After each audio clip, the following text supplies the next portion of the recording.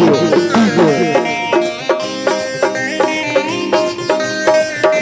Magadh star Bhojpuri का सुप्रसिद्ध गायक युवा दिल का धड़कन हर दिल के अजीत गुंजन सिंह जी हम सबके बीच उपस्थित होने वाले हैं।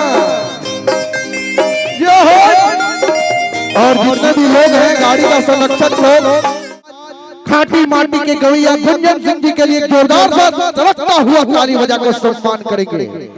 हम सब के बीच भोजपुरी का सुप्रसिद्ध गायक युवा दिल का धड़कन हर दिल के अजीत गुंजन सिंह जी, साथ ही साथ कोयल म्यूजिक वर्ल्ड के आदरणीय परम आदरणीय बड़े भैया संजीव सिंह जी उनको साथ में लेके आते हुए,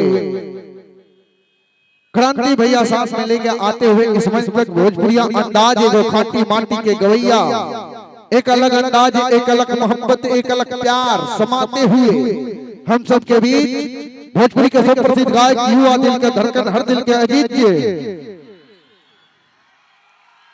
अब तो हम का कहें,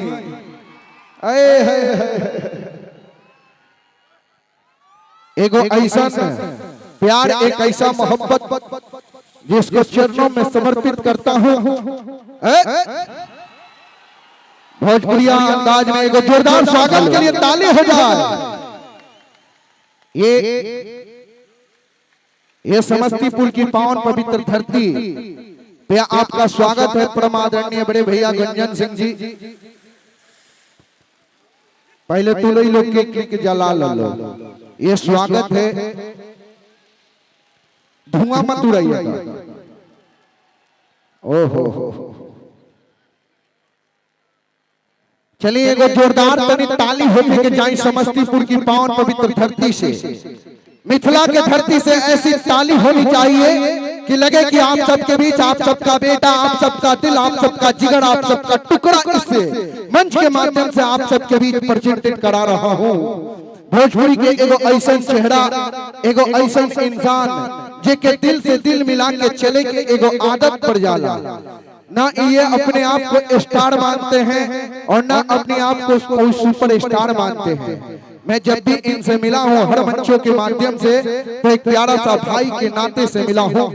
तो आज कहेंगे कि रंग की रंगशाला हो आप, अभिनय की पाठशाला हो आप, रंग की रंगशाला हो आप, अभिनय की पाठशाला हो आप, भोजपुरी गीत और संगीत की सदाबहार हो आप, इसीलिए तो पूरे यूपी बिहार के शान हो आप, यूपी बिहार के शान हो आप। गुंजन भैया आपके देखला के बाद, अरे रोका मरते दो शब्द बोल लेवे तो बड़ी कम समय मिलेला, बड़ी जानते हो बड़ी कम समय देते हैं, बड़ी मोहब्बत से एगो बात कहल गइल बा। एक अलग सा अंदाज सजा बैठा हूँ, एक अलग सा अंदाज सजा बैठा हूँ, आपके दीवाने हूँ, एक अर्पण सा दर्पण लगा बैठा हूँ।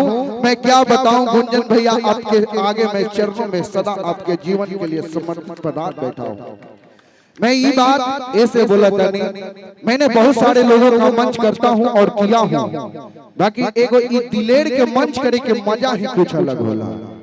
भोजपुरी में मैंने सबको नाम रखा, भोजपुरी में पावर स्टार, ट्रेंडिंग स्टार, चुलबुली स्टार, चॉकलेटी स्टार, बाकी आज मैं इस मंच के माध्यम से आज से कल से फेसबुक पर प्रमोटिंग नाम भोजपुरी के एक ऐसे चेहरा, एक ऐसे पर्सनालिटी, हर दिल पे राज करने वाले चॉकलेटी स्टार के नाम से प्रसिद्ध हो जाएंगे गुंजन सिंह जी।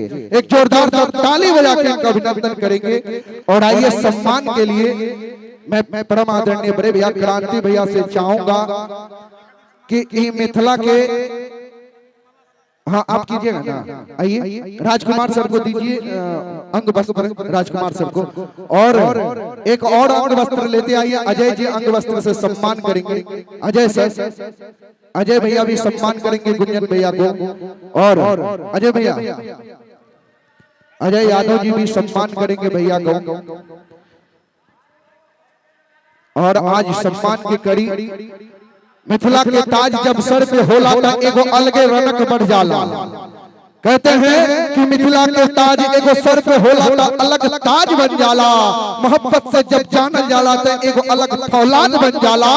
जब मंच के माध्यम से गरजे ले गुंजन सिंह तो भोजपुरी में एगो अलग अंदाज बन जाला, एगो अलग अंदाज बन जाला।